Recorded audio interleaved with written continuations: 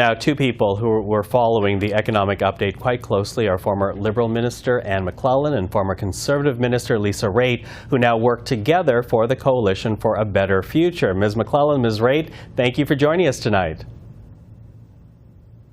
My pleasure. Our pleasure. Our pleasure, yeah. Yeah. Listen, I want to begin with what you think are the strengths of this update, what you heard today from Ms. Freeland. Ms. Raitt, I'll ask you to start us off.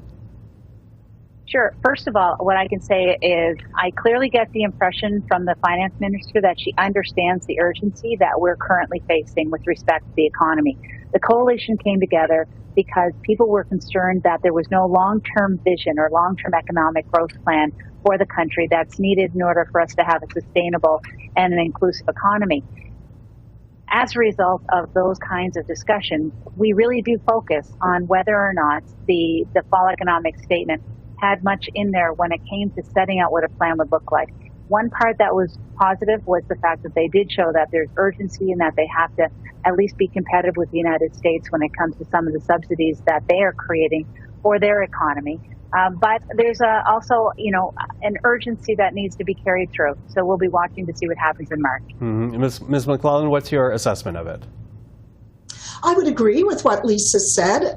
Chapter 2 of the fall economic statement is entitled Jobs, Growth, and an Economy that Works for Everyone. We at the Coalition talk about inclusive, sustainable economic growth. And I think this chapter speaks to both inclusion in terms of workforce, talent, the training of talent, sustainability clearly in terms of whether it's tax measures or other kinds of tools to drive the clean tech economy, whether it's hydrogen, solar, wind, whether it's small nuclear reactors, money to improve the permitting process for major projects. So all of that speaks to both inclusive and sustainable long-term economic growth. And that's what we're about. We understand that there are challenges right now facing Canadians, but we at the Coalition also understand that we have to put in place the preconditions to ensure longer-term economic growth. Otherwise, we all suffer. Well, let me pick up on that point then and also harken back to you, Ms. Raitt, because you mentioned the challenge presented by the Biden administration when they essentially passed the Inflation Reduction Act back in August. Do you think that challenge has been met? It seems that you want to hear more from the government. What exactly are you looking for? Well, they themselves indicate that there's more to come. I think it's a down payment. I think the first part that they talk about in terms of the clean tech subsidization, that is a welcome signal to the market. And there are going to be people who will move on that. And I think that's a wonderful thing. I also think that the regulatory moves that they're going to be making, putting more money into the regulatory agencies to ensure that projects can move along, that's something the United States isn't doing at this moment. The U.S. has come in with big bucks, which will attract investment south of the border. But Canada now has money on the table, which is important, and they have a regulatory promise there that says they're going to try to help spur along some of the regulatory systems that need to be going through. So I think it's a good down payment. There's more to come in March, though. We have to see whether or not there's going to be even more in terms of ensuring that we're meeting the rest of the stuff that's in the Inflation Reduction Act. Now, the finance minister did say that we as a country, she believes, are in good position to weather any economic storms, and that is essentially what they were warning about today, that there will be tough times ahead, echoing what we've heard the last few weeks. So, Ms. McLellan, do you agree with that assessment that we heard from the finance minister, that we are in a good position to weather a storm? I think relatively speaking, yes, absolutely. You saw that the government, in fact, got more revenues than it had expected, and that's both good and bad, those revenues being driven by an inflated price for oil and other commodities that we export around the world and corporate profits. But I think it's fair to say that there's no question that we are, relatively speaking, better off. We're better off than we expected to be even 6 months ago in many, if you look at the macro numbers in the budget.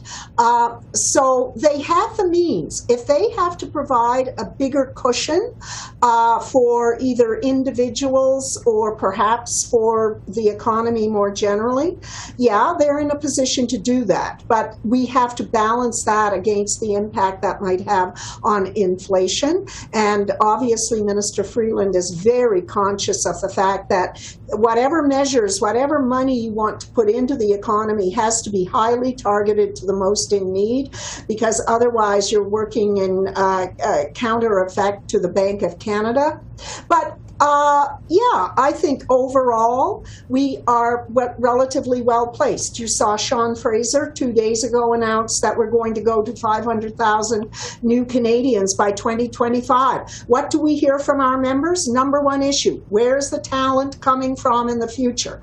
A whole lot of that talent will come from new Canadians. So I think if you start to put the pieces together, we are relatively well off in terms of positioning ourselves for longer-term economic growth. Mm-hmm. Ms. Raitt, what do you say to that? So the minister had a difficult challenge today. She has to address both the short-term needs and as well the stuff that we're looking for, which is the long-term economic plan. And for us, we are going to actually be measuring how well the government is doing. As we announced last year, we have a scorecard, 21 indicators, that'll give us an idea of how well is Canada doing versus the world when it comes to preparing for long-term economic growth that is sustainable and that's inclusive. We're going to be coming out with the first measurement in March of next year, and this is where the rubber hits the road. And it's not meant to be a criticism for government. It's just that we need to be able to measure how well these policies are working. And if they're working, that's great. It'll show up in the numbers. But if they're not working, then we have to, as a collective, as civil society, take a look and say, okay, what do we try next? And that's the beautiful part about the coalition, having such a diverse group of members. We have voices in there from the Community Foundation to the Business Council of Canada that collectively tell us what's going on and what's important to them and how perhaps we can do better in terms of moving forward for that long-term plan that works for all Canadians. Mm-hmm. I'm wondering, from either one of you, what type of reaction you're getting from government officials when you talk about the coalition and what you're hoping to achieve. Are they open to your message? Are they hearing what you're saying? We think so. Before Budget 2022, we had the opportunity to talk not only to the Prime Minister, but a number of key ministers in his government. We carried forward the message of how important it is to have an economic plan to ensure long-term economic growth, that plan needs to be inclusive. We can't leave people behind anymore, and it has to be sustainable. Obviously, the big sustainability ambition being net zero 2050. So yeah, we got, before Budget 2022, a good hearing. We like to think that some of the language in that budget came from the coalition and came from our members and what they were telling us. And Lisa and I are more than happy to begin that circuit again anytime ministers want to talk to us about Budget 2023. The Fez is behind us, the economic statement. We see encouragement there. We see many of the issues we were interested in and are interested in.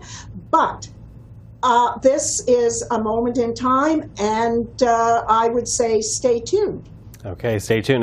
Ms. Raitt, as Ms. McLellan says, the economic statement now over, looking forward now rather towards Budget 23. What's your message then heading to that budget? The message is going to be keep that eye on what long-term growth means and the building blocks of it. So they promised that the growth fund will be set up. We really need to see what's in that. They said that there's an innovation group being brought together. We really want to be able to be competitive with the United States on innovation. So we'd like to see that. This is all about action. It's all about not only saying you're going to do something, but following through and putting it in place, and then measuring it once it's in place. And to Anne's point about who we're talking to, it's not just the federal government. being a nonpartisan organization headed by a Liberal and a Conservative means that you have the ability to go and talk to provincial premiers, and we've talked to provincial opposition parties as well. So the door is open for anyone who wants to come in and talk about what we're hearing from members on long-term growth and economic development, because of course that is what is going to be utmost, top of mind for most leaders in this country. Well, with that, I really appreciate the time today that you shared with us. Lisa Raitt, Anne McLellan, thank you for this. Thank you.